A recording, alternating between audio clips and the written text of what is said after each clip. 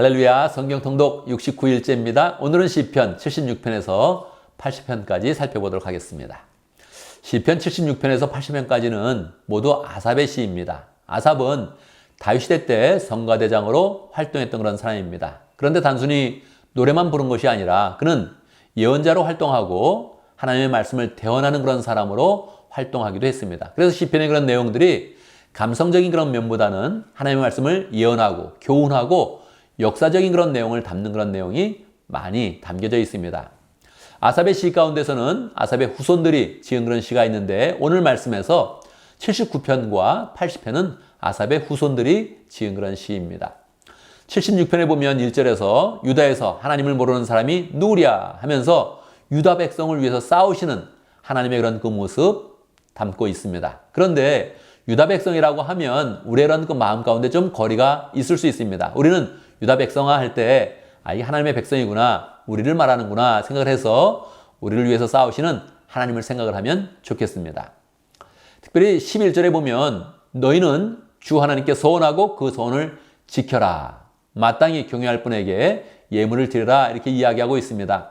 하나님이 우리를 위해서 싸우실 때 우리는 하나님께 충성하고 서원을 드린 것은 서원을 잘 지키고 예물을 드린다면 하나님께 정말 우리에게 풍성한 그런 승리를 주신다 이렇게 생각을 할 수 있겠습니다. 우리가 하나님의 백성으로 마땅히 해야 할 일들을 잘 행하면서 하나님의 축복을 받는 그런 사람이 되면 좋겠습니다. 77편에 보면 내가 하나님께 소리를 높여 부르짖습니다.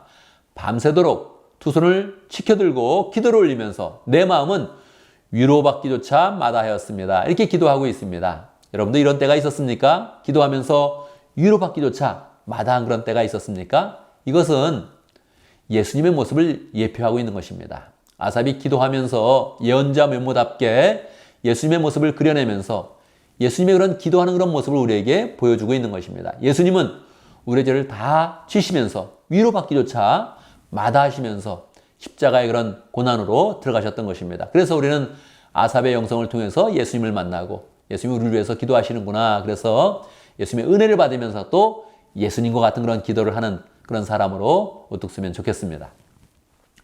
78편에 보면 이것은 아삽의 그런 교훈시인데요. 72절이나 되는 그런 긴 그런 시입니다. 조상들의 모든 그런 역사를 회고하면서 교훈을 하는 그런 시인데 여러분 우리가 조상들을 회고하면 어떤 일을 회고하겠습니까? 보통은 잘하고 위대한 일을 회고하겠지요.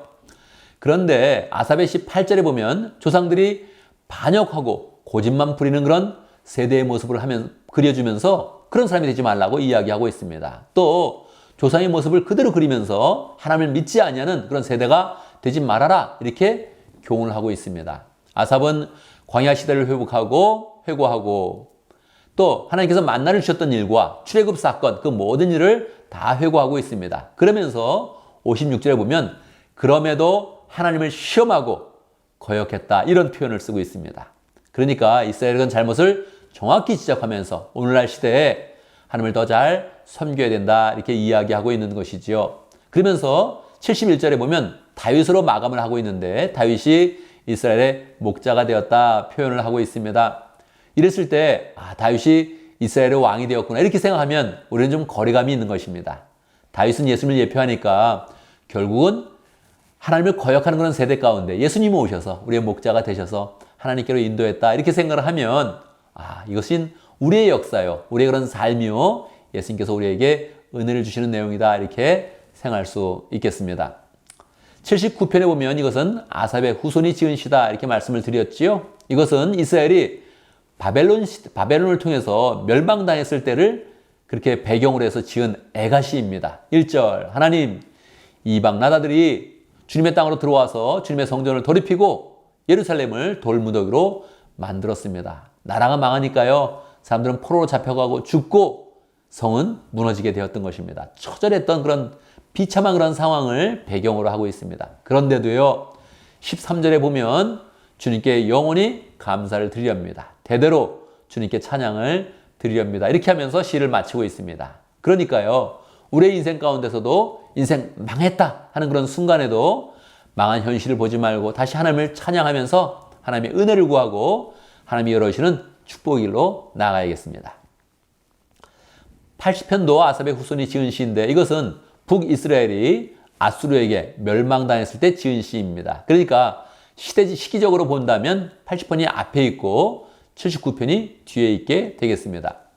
4절에 보면 주 만군의 하나님 얼마나 오랫동안 주의 백성들이 올리는 기도를 노엽게 여기시렵니까? 나라가 망했으니까 하나님이 노해서 그랬다 이렇게 이제 표현을 하는 것이죠. 그런데 이것은 사실 하나님의 노가 아니라 더 중요한 것은 이스라엘의 죄악이죠. 우상을 숭배하고 하나님을 버리니까 하나님 앞에 버림을 받게 된 것이죠. 그럼에도 불구하고 하나님의 마음을 풀고 하나님의 은혜를 구하는 그런 그 마음으로 시편 80편은 나가고 있습니다. 3절과 7절과 19절에 보면 후렴구가 있는데요. 후렴구에서 하나님의 은혜를 간절히 구하고 있습니다. 만군의 하나님 우리를 회복시켜 주십시오. 우리가 구원받도록 주님의 빛나는 얼굴을 나타내 주십시오. 그렇게 표현을 하고 있습니다. 분명히 자기들의 죄악 때문에 나라는 멸망당했지만 주님의 빛나는 얼굴을 우리에게 비춰주셔서 다시 은혜를 주시고 나라를 회복시켜 주십시오. 이렇게 간구하는 것입니다. 우리의 그런 삶도 그럽니다. 우리의 죄악 때문에 우리의 인생이 잘못되어도 우리는 다시 또 예수님의 얼굴, 주님의 얼굴을 구하면서 은혜를 받아서 회복되는 그런 인생이 되어야겠습니다. 우리는 또다시 내일 시편 5편을 계속 이어서 묵상을 하도록 하겠습니다. 감사합니다.